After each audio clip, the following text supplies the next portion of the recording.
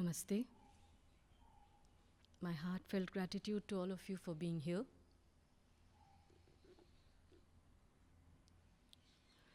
Today we will reflect upon a prayer of the Mother written by her on April 3rd, 1914, 4 days after she came to Pondicherry and met Sri Aurobindo.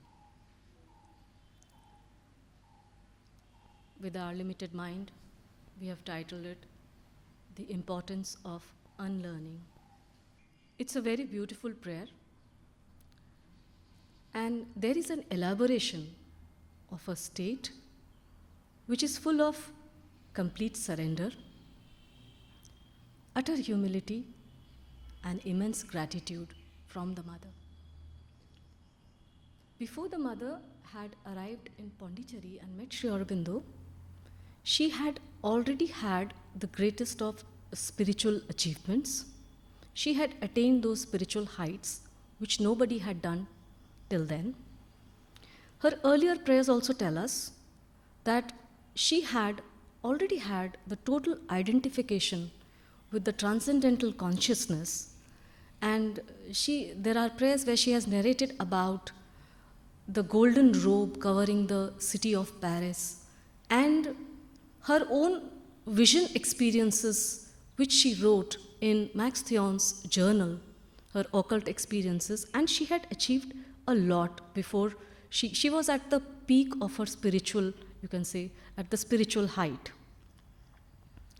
Now when on 29th March, when she meets Sri Aurobindo and she places herself near his feet, she made of herself a clean slate, giving up all her past siddhis, all her past spiritual achievements, and she became like a newborn child, ready for the Master to write the entire new script of divinity. Now, she made a total surrender to Sri Aurobindo, about which Sri Aurobindo remarked later that he had never before seen such a capacity for absolute surrender. Now, this surrender of the Mother also shows us what true humility means. When we turn to the divine, we come with all our mental conceptions, all our constructions, notions, ideas, beliefs, conventions, and whatever we have read, whatever we believe in, we come to the divine and we start judging the divine based on those. That the divine should be doing this and that for us. Now, mental debates, discussions, rolling over the thoughts in the mind over and over, analyzing spiritual situations, so-called, which we put them in. So, this is not yoga. It may be just a preparation that would lead us on the path of yoga. So, we are not doing much except churn our thoughts in our limited minds, and we are churning it against what? Against the infinite. So like Sri Ramakrishna said once, that if you churn water, will you get butter? No. But only if you churn milk, you will enjoy the butter that comes out from it. So let us read this prayer.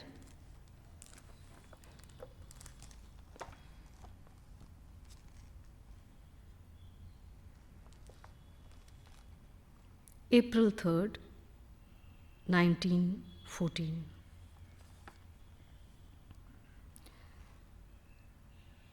It seems to me that I am being born to a new life, and all the methods, the habits of the past can no longer be of any use.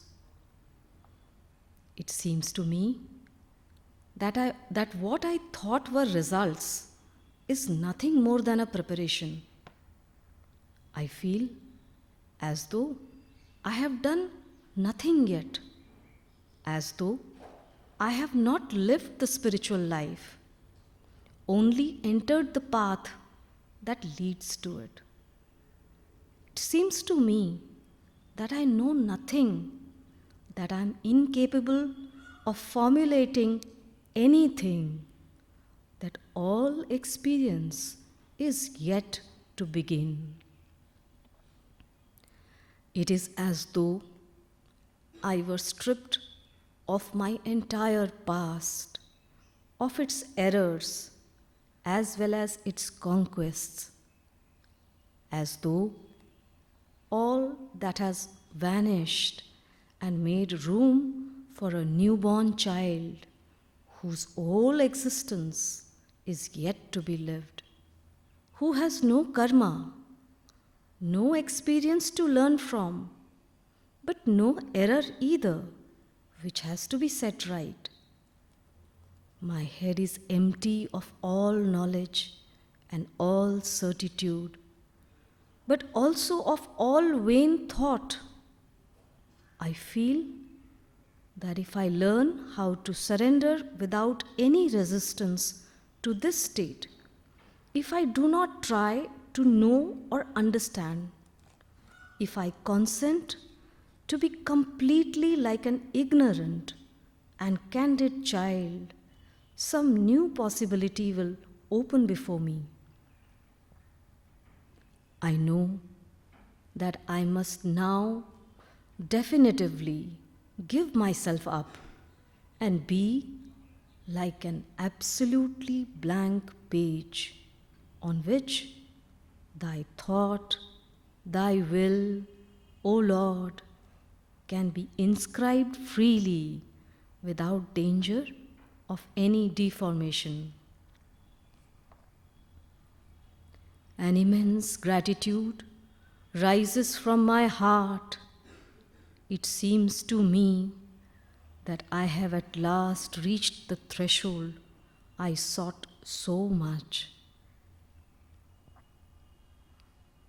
Grant, O Lord, that I may be sufficiently pure, impersonal, animated with thy divine love, to be able to cross it definitively. Oh, to belong to thee without any darkness, without any restriction.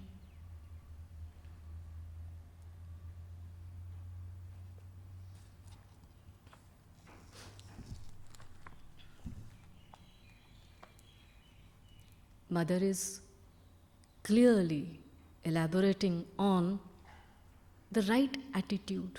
In fact, the prayers and meditations are meant to do that, to tell us about the spiritual life and the attitude we must take while we are on this path. So, the right attitude she is elaborating when we come face to face with the divine, when we come to the divine, what should be our attitude? Now, this is a prayer where she has elaborated her live experience after she meets Sri Aurobindo and becomes like a blank page. All her past siddhis she renounces without batting an eyelid. In 1929, if we read the complete works of the Mother, volume 3, in that the Mother says, while answering a disciple, that when you come to this yoga, you must be ready to have all your mental buildings and vital scaffoldings shattered to pieces. You must be prepared to be suspended in the air with nothing to support you except your faith.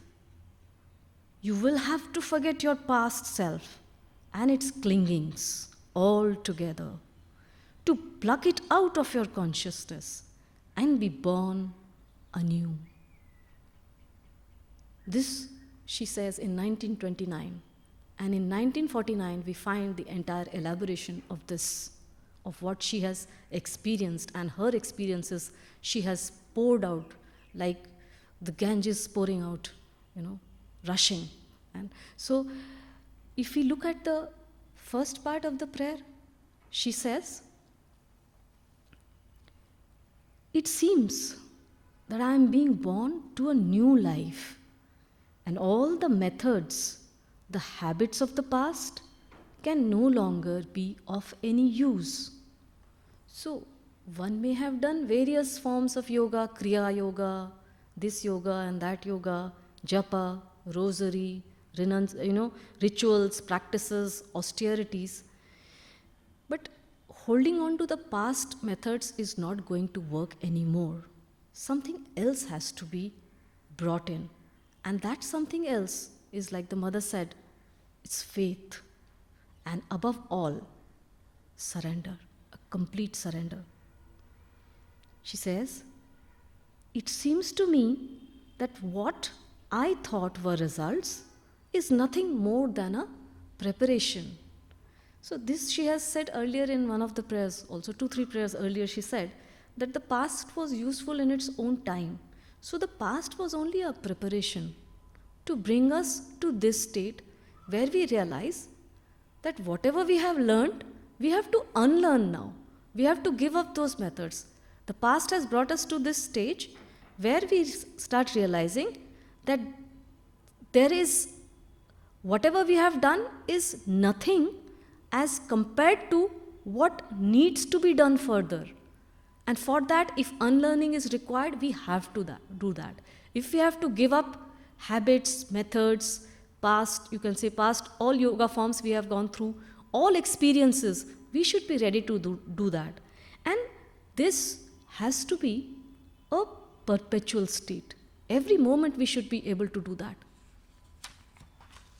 She goes on to say, I feel as though I have done nothing. Imagine, she is Yogeshwari. She has almost mastered all the forms of yoga, Buddhist yoga and Kundalini yoga. And she is at the height of her spiritual, attainments, achievements. And she says, I have done nothing. What utter humility. Nothing yet, she says, as though I have not lived the spiritual life, only entered the path that leads to it. It seems to me that I know nothing, that I am incapable of formulating anything, that all experience is yet to begin. After attaining so much, after doing so much, she is saying this, that I know nothing. What a perfect lesson in humility, and what a perfect surrender of her greatest possible achievements at the feet of the Lord. She is keeping everything at his feet, ready to begin from scratch, ready to be born anew. So basically, she is saying, let me be what you want me to be, O Lord. What I have been so far doesn't matter. She as a Yogeshwari is doing this. And it is a lesson for us to reflect on ourselves. And we are so hesitant to let go of our petty ideas, of our intellectual, constructions, works, name, fame, degrees, So we cling to those. And we argue to prove ourselves over those petty ideas. And here she is, ready to give up everything for the sake of the divine work that needs to be done. It is, she says, it is as though I were stripped of my entire past, of its errors as well as its conquests, as though all that has vanished and made room for a newborn child whose whole existence is yet to be lived, who has no karma, no experience to learn from, but no error either, which has to be set right. My head is empty of all knowledge and all certitude, but also of all vain thought. This reminds me of the famous lines by Amir Khusro. On meeting his master, he writes, अपनी छब बनाई के मैं जो P के पास गई, जब छब देखी पीऊ की तो मैं अपनी भूल गई, छाप तिलक सब छीनी मुझसे नैना मिलाई के. One glance of the divine and I forgot who I was. I went dressed with my beautiful ornaments, dressed in my prettiest dress, did a lot of makeup, put up a very nice attire, and very smartly I went to meet my beloved. And one glance at my beloved made me forget everything, even who I was. That is the beauty of the divine glance. So I looked at him and forgot even who I was. And this is the state that comes when we are face to face with the divine. And this is that moment that takes away. At this moment, we are ready to give up all achievements. Not only achievements, it's not only that, whatever we consider as victories and successes, that only we need to give up. In fact, the divine grace the divine glance has so much power that it takes away even all pride, all vanity, all errors, all past karma. And one stands before the divine just like a newborn child with nothing. The newborn child has everything to learn now that is coming. And the past does not matter at all. The divine and the divine is all that matters. On darshan days, this is perhaps the essence of the darshan days also. Darshan days, people used to come and have a darshan of the mother. And once president or ex-president of Singapore, he was standing for his turn to have a darshan, to do pranam to the mother and have a darshan. And he in his mind was thinking, oh, when I come face to face with her, what am I going to tell her? I will tell her, very nice ashram, very beautiful, you have done a great job. So all this was going on in his mind.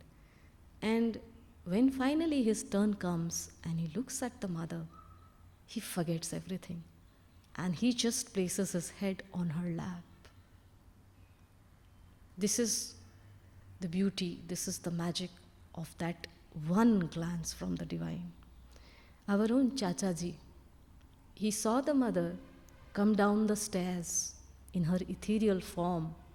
He had not even looked at her face or looked into her eyes. And one look at the ethereal figure of the mother, and he changed forever. His life changed forever. We all know about that. So just by a glance, the divine freed me, took away my buildings, trappings, shame, sham, glamour, glitter, everything that I was holding on to. All my pretensions went away, and I stood bare, just as who I was in front of the divine. So it is like Mother is elaborating on this maybe esoteric knowledge that Sri Krishna, when he steals the robes of the gopis, so basically it is symbolic of he's stealing the robes of virtue. He says, come to me, virtue, shame, etc. So the robes he took away, and he would not return them till the gopis, the gopis were humbled and they stood bare. They were ready to come in front of Krishna as they were, come out of the water. And that is when Krishna returns their robes. So he says, come to me as you are, without your robes of virtue also. And he returns those robes, but now those robes are sanctified by him. And these are new clothes which are being given to them. And a new life is in store for the gopis. So for the mother, she drops her entire past and becomes like a newborn child. So when people would come to the mother on their birthdays, very symbolically, the mother would give them a plant which she called new birth, small plant. She would give them and call them, it's a new birth. And when people came to the ashram, they were given new names. We have all heard of Pavitrada, Amal Kiran. They all had their own names. But when they joined the ashram, they were given these names, Navajata. So it was like a a different kind of baptism, for the new life and the new work that was in store of them. And brilliantly, these disciples, they lived up to the name and the baptism that was given to them by the mother and Sri Aurobindo. And so this is also perhaps the significance of the balcony darshan. We have all heard of the balcony darshan of the mother. She would stand early morning on the balcony, and masses of people would gather just to catch a glimpse of her. And when she would look down, she just ran her eyes over each one of them. How she did it, she's the Divine Mother, only she knows. But the mother would say, when I look at a person, even for a few moments, I take the entire burden of that person. That person becomes mine. And then I take entire charge of that person. So many people just had a glimpse of the mother. And when the mother looked at them and they could feel that contact, it changed their lives forever. There were many who never returned to their countries. They stayed in Pondicherry till their last days. So this is the magic, the miracle that happens when the divine glance falls. So in the ashram there is also a very interesting incident. There was a sadhu, I think, I'm forgetting the name, Swami Sharananandji, or I'm not very sure of the name at this moment, but he was blind. He came with his disciples for the darshan day. And somebody remarked, you are blind. What will you see? Darshan kaise karenge? So he said, भैया आंखें होती तो भी कितना देख लेता, मैं तो इसलिए आया हूँ कि उनकी दृष्टि मुझ पर पड़ जाए. So the good, the bad, the vice and the virtue, illusions, certitude of knowledge, all went away, vanished. They would return, of course, and growing 100 times in magnitude, because mother says, her head, she says, is empty of all knowledge, all certitude, and also of vain thought. The mother would later reveal that on that day, when she sat at Sri Aurobindo's feet, she experienced complete silence, and that stayed with her ever after. And the knowledge and the certitude which she renounced, which she gave up, and became like a blank page, it returned to her 100 times manifold, because now whatever she had achieved for herself, she would have to achieve it for the entire world as the universal mother, as the world mother. So, just like Krishna also returns the robes, no? But now they are sanctified. Now they are sanctified and they offer the new life and the new work that is to be done. In the prayer, she goes on to say, I feel that if I learn to surrender without any resistance to this state, if I do not try to know or understand it, if I can consent to be completely like an ignorant and candid child, some new possibility will open before me. Now here she is bringing out a truth which is stated in Kena Upanishad as avigyatam vijanatam vigyatam avijanatam, means he who knows it not, and he who has not the thought of it knows it. If you say I possess, you possess it not. If one thinks one knows it, he definitely does not know it. And at that moment, when there is no thought, when one thinks I don't know anything, just like the mother is experiencing, all is made known to her. So basically, he who is not laboring and stressing himself and in his mind rolling over his thoughts at that moment, trying to understand what is happening. So if you try to do that, you will lose out on that moment. At that moment, one has to just go blank. It is a state of complete receptivity. And all the past prepares you for that. All life experiences, all circumstances which we so crib about, which we complain, lament, all those ordeals, all those obstacles, they prepare you. Prepare you so that one day this moment will come when you will become like a blank page and you will receive and receive and receive. And then it is going to be the divine will that is going to work through you. So he who has surrendered completely to the Lord becomes one,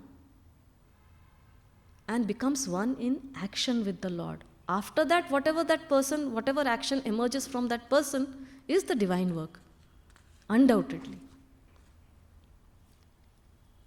She says, I know I must now definitively give myself up and be like an absolutely blank page on which thy thought, thy will, O Lord, can be inscribed freely without danger of any deformation. So the deformation comes only when we are trying to understand it, when we are thinking in our mind, what is this? Or, aggrandization happens. So then the inscription of the divine inscription is not going to take place. But if you are absolutely blank, ready, and letting the divine do everything at that moment, then the process starts. So in our life, we assign maybe a page or two to the divine, and in that page also, maybe a few corners. Maybe we start, oh my divine mother, oh my sweet mother, and then we end the letter or the page by saying, by the grace of the divine. And in between, what we are writing is all about ourselves, all about what our ego is making us write, all our thoughts. But if the middle portion, forget about the top and the bottom corners, if the entire page you allow only the divine to write, if we think that we are absolutely blank and we make ourselves blank, and for that there is a preparation required. So when that moment comes, we should not lose out on that moment. So all that is not necessary, what we keep on saying, oh, I have achieved, the I, me, myself that we keep on doing. Now if we say, oh, I have accomplished so much, I am at this stage of yoga now, and I need to do this in order to go to the next step, then this process is not valid. One has to be like an entire blank page all the time, every moment. It is a perpetual process. At no moment should the ego come in between or the I, me, myself take over. And then there are certain people who think that I have to make myself ready for this moment, and they are very sincerely, they work towards that. Ab mujhe ye karna hai, ab main ye karunga, so that when that moment comes, I don't lose out on that moment. And they do a lot of austerities and they want to prepare themselves. Mother is making it so easy for them, for us, people like us. She says, come to me with your old habits, with everything that you have, and just lay them bare in front of me, and I will take care of it. There were people in the ashram who would often complain to the mother, every time trying to remember the divine and offer, it's so difficult. How will we work? If we start thinking about the divine, we can't work. And if we are working, then we forget the divine. So the mother would tell them very lovingly, she says, my child, you do the work I have given you, and I will do the meditation for you. I will do all that is required for you so that your work becomes purer. So, and also some people camouflage and hide. So when they go for darshan or anything, we are putting up our best, like Amir Khusro said, apni chhap banai ke. So we try to camouflage or we try to hide. A disciple wanted the mother's signature on a book, but before that he had already written his name. So when he went to the mother, he actually put a paper to cover up his name. And the mother immediately saw it and she says, my child, what you tried to hide from me becomes even more prominent and becomes even more evident. So never hide anything from me. There is also a very interesting incident Alexandra David Neal, she meets Sri Aurobindo and she has a question. She says that I feel I am becoming very stupid when my mind goes blank. And this is, many people experience this. So she says, I feel I am becoming dumb and stupid when my mind goes blank and absolutely silent. So Sri Aurobindo, very interestingly, and with a touch of his lovable humor, he said, yes, there is a state when one can't make out whether one is becoming intelligently stupid or stupidly intelligent. So this was his way of explaining. Back to the prayer now. So the mother goes on to say, an immense gratitude. No, she knows that she has become and she has renounced, she is blank. And what happens next is she feels an immense gratitude. She's not contemplating कि ये क्या हुआ, मैंने ये दे दिया. What? She feels just an immense gratitude rises from my heart. It seems to me that I have at last reached a threshold I sought so much. So when she comes and meets Sri Aurobindo, she knows that yes, this is my rightful place and the work I need to do now will happen here and the Lord is going to guide me. And I will be ready to take any inscription, any instruction that He gives me. So this is her surrender and this is her gratitude. She says, grant, O Lord, that I may be sufficiently pure, impersonal, animated with Thy divine love to be able to cross it definitely. Now she's using these words, very powerful words, purity, sufficiently pure, she says. Purity is all that takes us towards the divine, and anything that is divine is removed. So it is a movement in all sincerity towards the divine. That is purity. And purity would also mean that one is completely under the divine influence now. She says impersonal. So no preferences. I want this because I am so qualified, you need to give me this work only. I will not do that carpentry work. So it is no preferences at all. O Lord, what Thou willest, let that happen. And she uses the word animated. So, an enthusiasm, full of joy. So purity, impersonal and animated. Grant, O Lord, that I may be sufficiently pure, impersonal, animated with Thy divine love to be able to cross it definitely. Now you're moving, the movement is towards the home, the most powerful home, the most powerful power, and that is love. It is the abode of love, and the mother is an incarnation of love. She's an embodiment of love. So if we have to move into a home that is love itself, we have to let go of all ego. We have to crush it. I don't know who said this doha, but this doha is very fascinating. प्रेम का घर है ये तो खाला का नहीं, खाला जी का नहीं, शीश कटाए भूई धरे तब बैठे घर माही. So this is the house of love. This is the abode of love, no ordinary home. This is not your aunt's, khala means aunt. This is not your aunt's home that jab marzi aaye chale gaye. So in order to enter this home, sheesh kataye, ego has to be you have to let go of the ego completely. Bhui dhare, in utter humility. Tab baithe ghar mahi. Then you can sit, then you will get to sit inside this home, not before that. So purification, she says, has to be sufficiently pure. And it should not be transient. People go on pilgrimage and they take the holy dip. They take off their clothes, take the holy dip, wear the same old clothes and come back. So one disciple asked Sri Ramakrishna, he says, People go and they take a bath in the Ganges. They should be purified. They are not purified.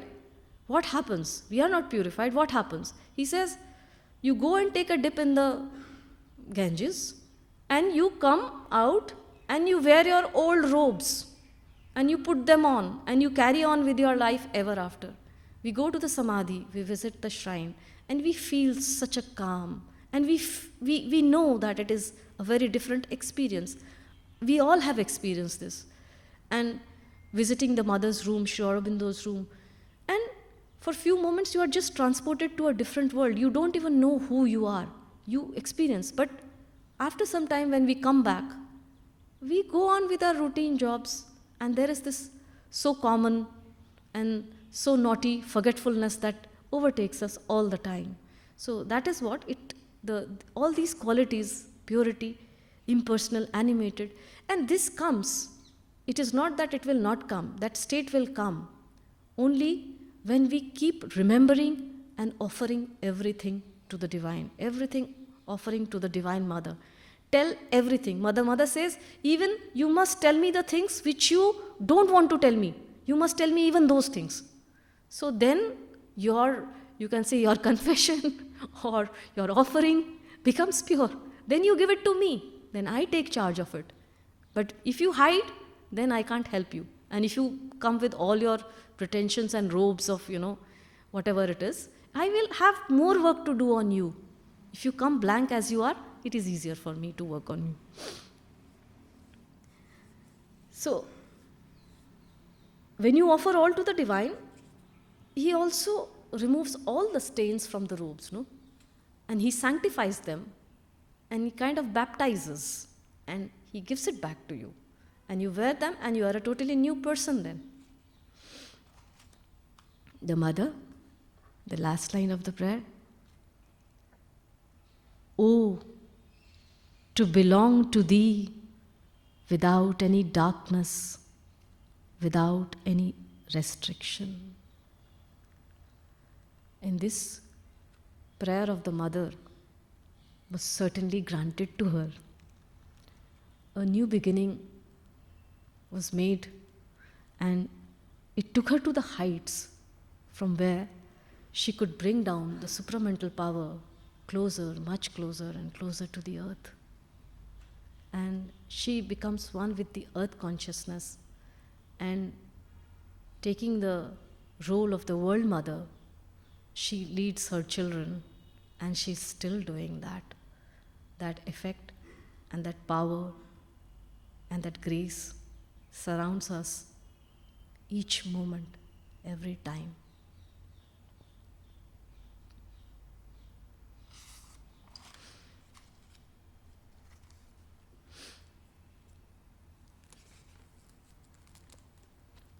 It is so beautiful that in this prayer, she has referred that, grant, O Lord, that I may be sufficiently pure, impersonal, animated with thy divine love. And there is nothing more powerful than the love.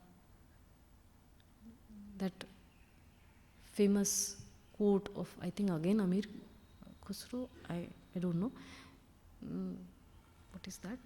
Khusro दरिया प्रेम की उल्टी वाकी धार, जो उबरा सो डूब गया, जो डूबा सो पार. So, if you take a dip in the divine love and you allow yourself to drown, you are saved. But if you try and struggle and come out of it, so फिर आपकी नैया पार नहीं लगेगी. So, let us read this prayer once again, a very powerful prayer. April 3rd, 1914. It seems to me that I am being born to a new life, and all the methods, the habits of the past, can no longer be of any use. It seems to me that what I thought were results is nothing more than a preparation. I feel as though I have done nothing yet, as though I have not lived the spiritual life, only entered the path that leads to it it seems to me that I know nothing, that I am incapable of formulating anything, that all experience is yet to begin. It is as though I were stripped of my entire past, of its errors as well as its conquests, as though all that has vanished and made room for a newborn child whose whole existence is yet to be lived, who has no karma, no experience to learn from, but no error either, which has to be set right. My head is empty of all knowledge and all certitude, but also of all vain thought.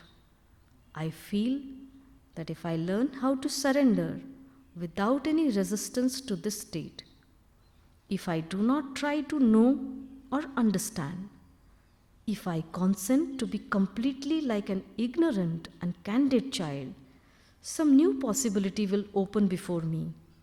I know that I must now definitively give myself up and be like an absolutely blank page on which thy thought, thy will, O Lord, can be inscribed freely without danger of any deformation.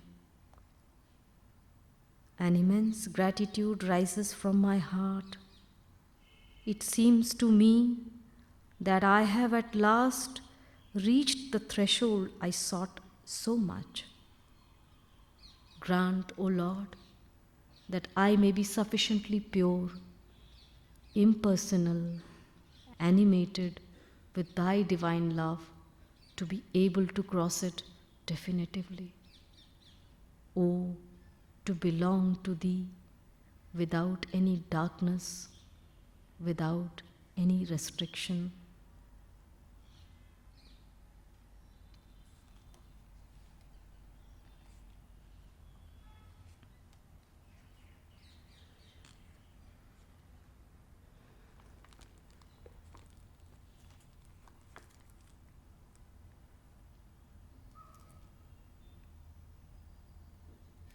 If anybody wants to share the reflections on this prayer or whatever came to your mind while this prayer was being read, please share.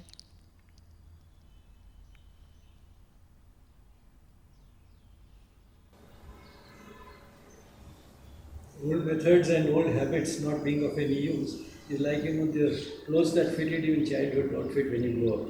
Yes. Yeah, and then the child often tells the parent, no, you don't know anything. My own daughter would tell me, you don't know anything. You can't understand. Chup raho aap.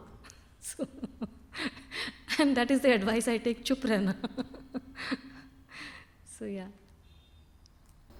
Some common examples of spiritual unlearning. Okay, that if you read a scripture, so you think you know, आपने इतना पढ़ लिया, आपको इतना आ गया, and then that feeling that I have read this, and you have understood what you are reading, okay. But then the unlearning that there is more than this. This is just a preparation. So what matters is now the experiential part of it. So you read something or you practice a lot of meditative techniques and all. So it's just like, that glance when you stand in front of the divine, you know that those methods brought you there, but now the plunge is, it's sky and all is God. One step and all is sky and God. So one is, you need to unlearn that. So when we stick on कि मैंने ये method किया है, यही method सही है, इस method को करके मैं इस स्टेट तक पहुंच गया हूँ. So those are the things. And unlearning means basically giving up.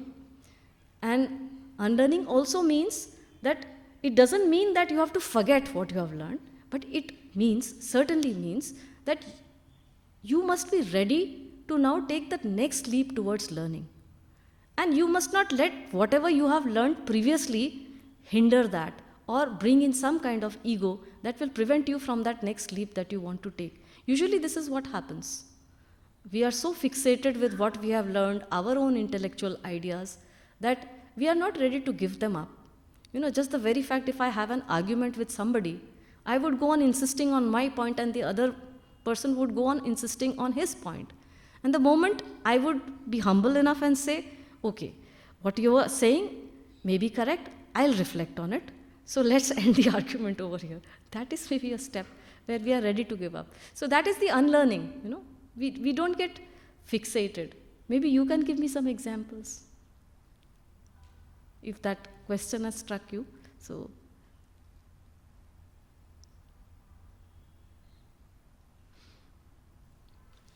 कहना चाहेंगे?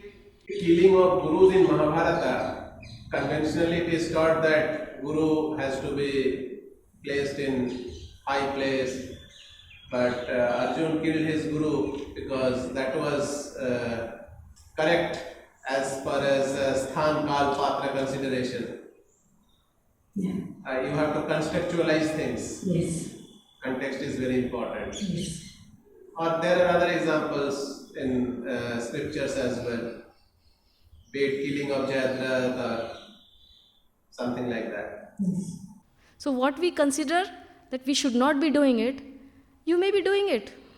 And you must be ready to give up your ego or whatever constructions, mental constructions are there, and do what is right, required at that moment. So as per your swadharma, as per your own swadharma. So thinking of one example, suppose you find a beggar at the traffic light. One person says that I will not give it to this beggar, he should be going to school, not begging. Then this person evolves a bit, and then next time, now the person doesn't think that by saying that he should be going to school, I'm not actually sending the child to school, so might as well give him something to eat, if not money. Then it evolves a little more, then he doesn't think that I am giving this to this child. This child is giving me an opportunity to give something. So now he starts looking at the child. The child is helping my spiritual growth. I am not helping the child in any way. And then he starts thinking that why is the child at all there? Such children should not be there. They reflect the present level of human consciousness. And when that rises, then such children will not be there. That is the type of world to which I should be contributing. Now that is Sri Aurobindo and the mother's vision. So you can say at each stage, the person has actually a good thought, which can be considered a thought which coming from a level higher than the ordinary. But still there is an evolution going on, and then the old thinking gets replaced by new one. So unless he unlearns the old way of looking at the situation, he will not get to the new one.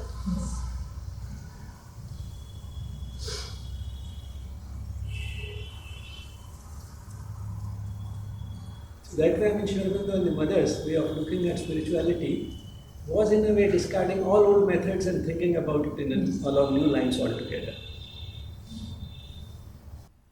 Yes, please. You want to take the mic? Hello, my name is Shraddha, and I've been staying in the ashram from 3-4 days.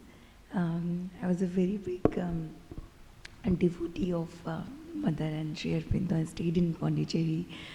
So after 5 years living in England, now I'm coming back to start from the fresh. And I was just having a walk, and I stayed in the hall for meditation early in the morning, and I just had the feeling of surrender. Oh Mother, please guide me. How can I start in the beginning? And I went back to the office, and I looked into this retreat, the program you have. I had no clue about it, and the same answers, like how to be a blank slate, unlearn everything. It just came to me directly. So I think Mother answers and listens very instantly. And that is what I would be very grateful about. The faith really to the divine or to the universe. It will just come to you in any form, anything. So I'm heading back to my hometown, like in the first time in my life, and I've never thought that this will be there. So for me, the unlearning is something that clearing the memories or the tanglement, like detangled memories about any past experiences or the knowledges or the mind games. Like you decide something, this is just your mind plays game about, oh no, you have to do this, you have to do this. And most of the West gives you this kind of patterns that it's very difficult to let go. It's very difficult to not be something or not sure of anything. So in the depth of uncertainty, there is a seed of possibility of finding yourself or to become that blank or that, the purer self, that, just being in the present. So I think that's what I have got as a takeaway from this session. And thank you so much. Thank you. These are the mother's naughty ways of Yeah. answering. And also sometimes she lays a bait. She will answer your questions promptly, then later on the tests will become. But I'm glad you could attend the session. Thank you for sharing so much.